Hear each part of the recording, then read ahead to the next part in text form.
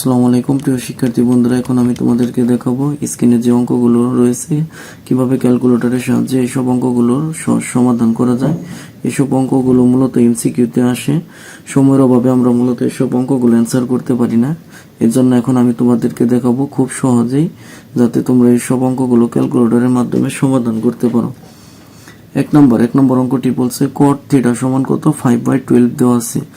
এখন যেহেতু কোডটা আমাদের কি ক্যালকুলেটরের মাঝে নেই, সেহেতু আমরা কি করব, কোডের বিপরীত হচ্ছে tan। সেই ক্ষেত্রে tan এখানে আছে, সেই ক্ষেত্রে আমরা কোড লেখার ক্ষেত্রে ব্যবহার করব 1/tan। আর থিটা লেখার জন্য আমরা কি করব, x বা a ব্যবহার করব। আমি x ব্যবহার করব, আর x লেখার জন্য কি করব, আমরা আলফা ফার্স্ট ব্র্যাকেট দেব।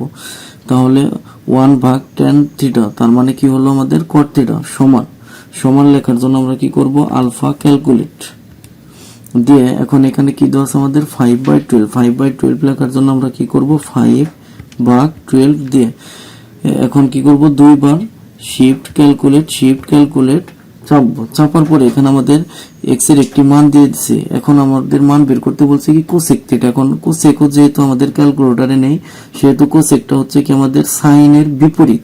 সেই ক্ষেত্রে আমরা কোসেকের পরিবর্তে লিখব 1/sin, আর থিটার পরিবর্তে কি লিখবো আমরা x লিখে এখন আমরা কি করব, শুধু ক্যালকুলেট চাপবো। ক্যালকুলেট চাপার পরে এখন আমরা কি দেব, শুধু সমান দেব। সমান দেওয়ার পরে এখানে যে আমাদের রেজাল্টটি আসছে দশমিক, এটাকে আমরা কি করব, ভগ্নাংশ আনবো। ভগ্নাংশ আনার জন্য শুধু কি করব, আমরা এবিসি চাপবো।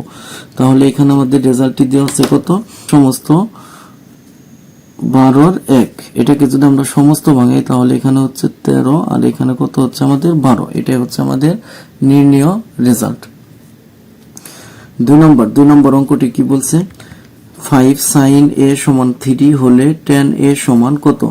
সেক্ষেত্রে আমরা একটা কাজ করব, এই 5টাকে আমরা ওই পাশে দিয়ে দেবো। যেহেতু 5 এই পাশে কি অবস্থা আছে, গুণ, এই পাশে আনলে কি হবে, ভাগ। তার মানে কি হচ্ছে, sin a সমান আমাদের কত হচ্ছে 3/5। sin a সমান কত হচ্ছে আমাদের 3/5। এটাকে আমরা কি করব, এখন ক্যালকুলেটরে ইনপুট করে নেব। সেক্ষেত্রে এখন আমরা লিখব sin a, যেহেতু এটা ক্যালকুলেটরে আছে সেহেতু আমরা লিখব sin a সমান লেখার জন্য আমরা কি করব, আলফা ক্যালকুলেট দিয়ে এখন আমরা কি লিখব 3/5। তার মানে 3/5 লিখে এখন আমরা কি করব, শুধু শিফট ক্যালকুলেট চাপবো। চাপার পরে এখন এখানে এর আমাদের একটি মান দিয়ে দিয়েছে।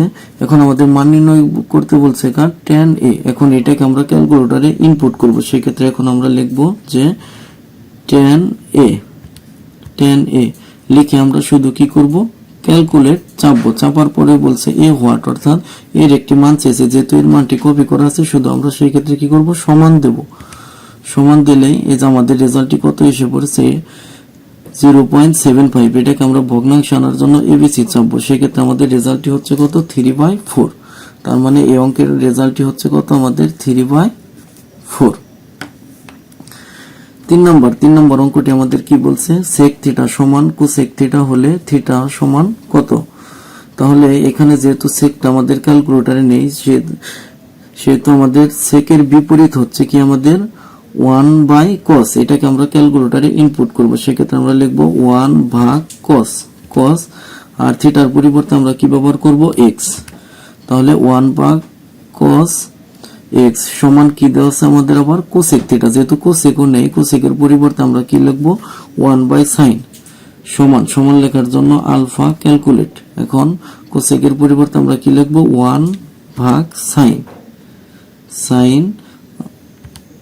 x লিখে আমরা কি করব, শুধু আলফা শিফট ক্যালকুলেট চাপবো।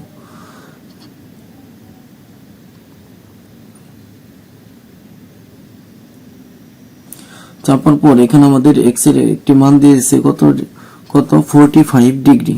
তাহলে এখানে আমাদের রেজাল্টটি হচ্ছে কত, থিটা, নির্ণয় থিটার মানটি হচ্ছে আমাদের কত, 45 ডিগ্রি।